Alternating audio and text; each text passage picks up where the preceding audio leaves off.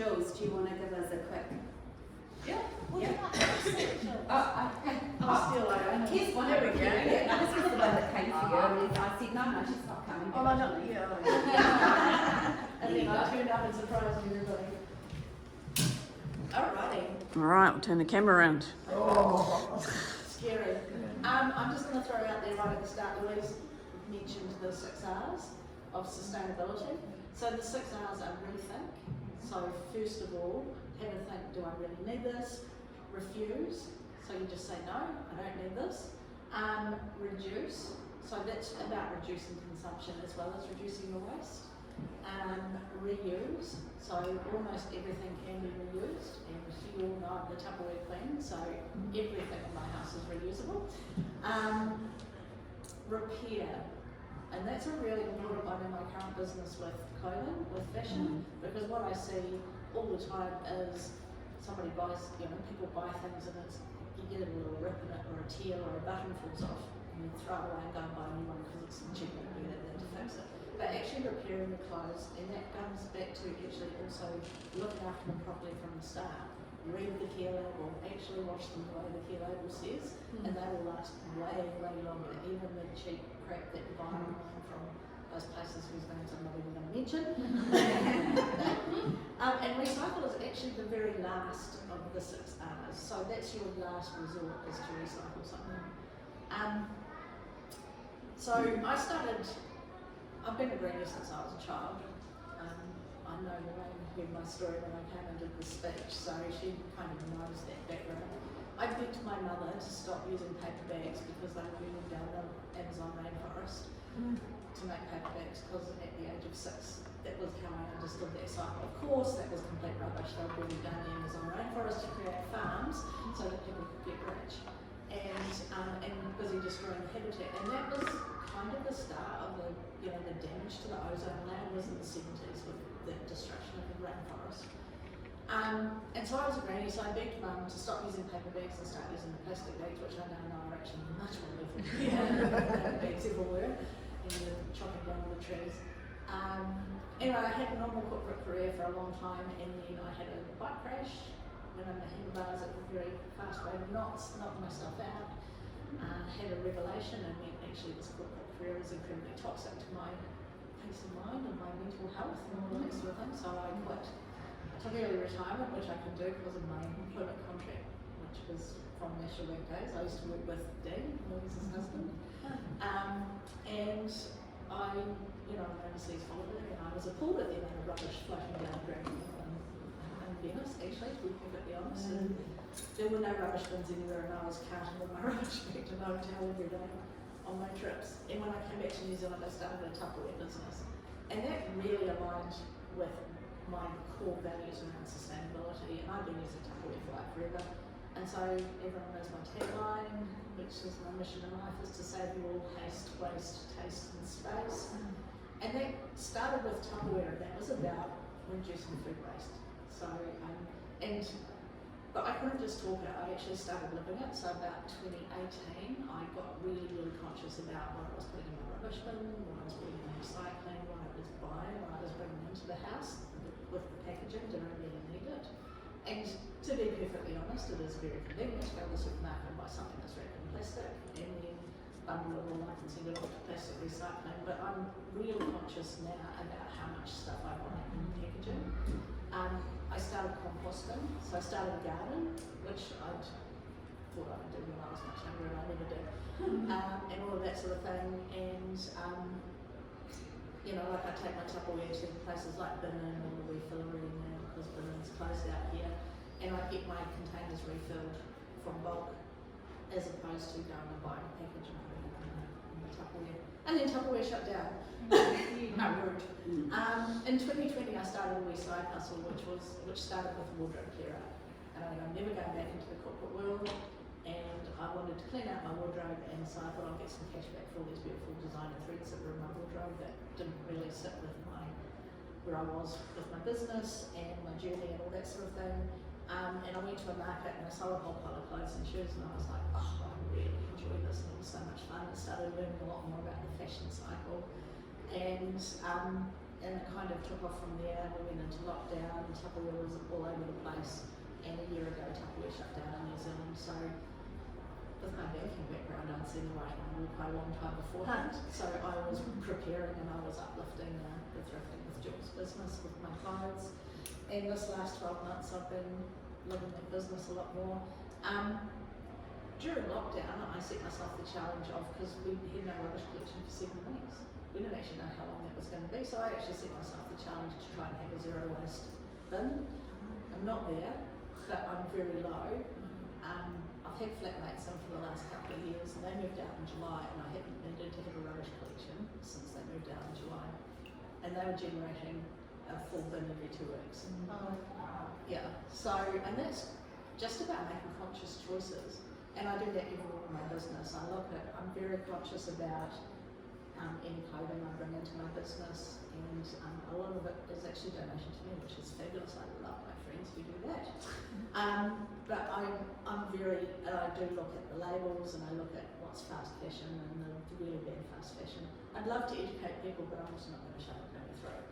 It's like, I understand why people buy that stuff, but what I really loved is at the markets, and I've got a pop-up shop this weekend, especially with the younger people coming in, and they are really, really, really conscious about what they're spending their money on. And it's not just because they're budget conscious, but they're actually environmentally conscious. So they're looking at the clothes, they're looking at wanting to have their own unique style, and that's where buying second hand, you're pretty much always going to be quite unique, because it's not like walking into Glassons or Max and there's a rack and there's 20 orange t-shirts. In my shop there'll be a rack and there'll be 2 or 3 orange t-shirts because I love orange, but you know, there'll be different sizes, different styles and different patterns. And so that's kind of what I've been doing, and really conscious about, like, I haven't upgraded any of my tech apart from the phone in the last 2 years, and I'm a huge geek and I love all the latest gadgets, but that's part of also. Why did you look at me when you said that? Is you a geek as well? But like, I'm being much more conscious about how I consume, and our tech is one of the worst polluters. Fashion is the other really, really bad polluter. Can you recycle phones? Say she, because I've got 3 of them. Yeah. You can put them in the bin at Spark, can't you? Yeah. A Spark, okay. Yeah, so Spark take them and they factory reset them, and they pass them out to charities and charitable groups, so they get reused. We can As give them to opposed to me to recycle. take to our Oh, you take it? Okay. hospital foundation also. Yeah, and Starship used to as well. Okay. I'd rather keep it local, so you know, even with thinking about green miles, I'd rather if I pass the phone on and it stays local, so it's not being flown somewhere. But I might have to start, I use Zero, so I might have to start looking at my carbon footprint. Yeah, it's really interesting that a lot of stuff is actually led by this next generation as well. It was a couple of years ago, and I did something for some people who really did not have 2 coins to rub together, and as a thank you, they bought me chocolate, which was super nice because you might like chocolate. They bought me the Wellington factory chocolate, right? That stuff is like $15 a bar now. It's like, you know, in my mind I'm going, I could have had 3 Cadburys for that, but thanks. But for them it was really important about the bean to bar and working with other people with yarn. It's actually farm to yarn. So a lot of these processes are really being looked at because young people are voting with their wallet, and they are choosing to not buy. And moving to my apartment, you know, I say to people, it was so cleansing getting rid of truckloads, like literally bagloads of stuff out of my house when I went to sell it. You know, quite shocking really. When I looked at it like that, I was quite shocked. Having a small apartment means I can't buy stuff because I have nowhere to put it. So, you know, that's put that frame there, but it does make me think every time I go to buy something, you know, and the wallet goes, oh, but that's cheaper, and it's like, yes, but it will fall apart, it will do all of these things, it won't last, and the environment and all of that. But interesting, I was part of a business, it was called Hire Things. It was about over 10 years old now.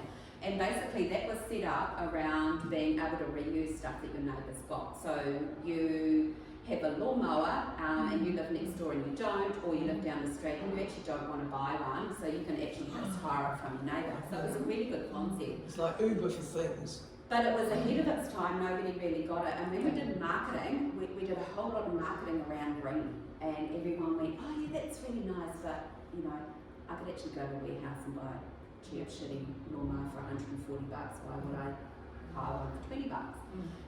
When we did marketing around saving yourself money, that had a lot more uptake. So it was really, really interesting that at that point in time, what we thought were people's drivers and what was actually the drivers was really, really different.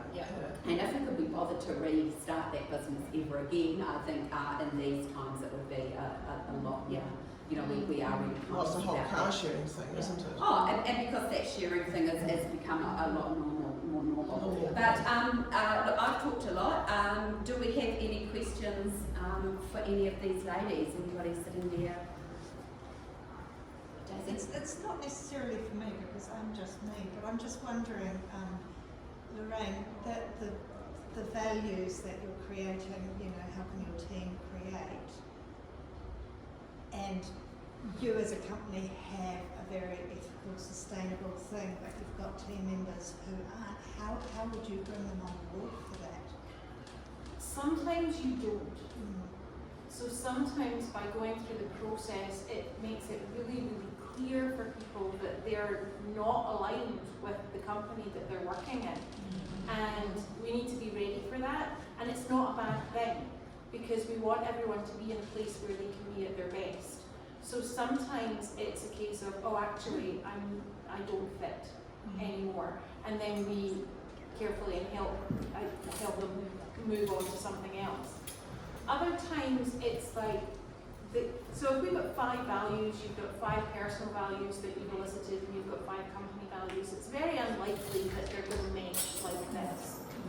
But if you have got some threads and you can help your team member see how what's most important to them fits in our overall vision and mission, and how they can contribute and be a part of something, it's about being a part of something, then that's how I would bring them in. In a way, but like Iona just said, you know, the company didn't do well for green marketing, but did it for money saving, so you could sort of match up people's values in a similar sort of way.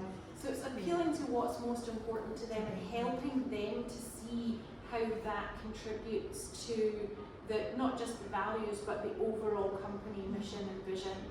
And sometimes it doesn't work, and that's okay too.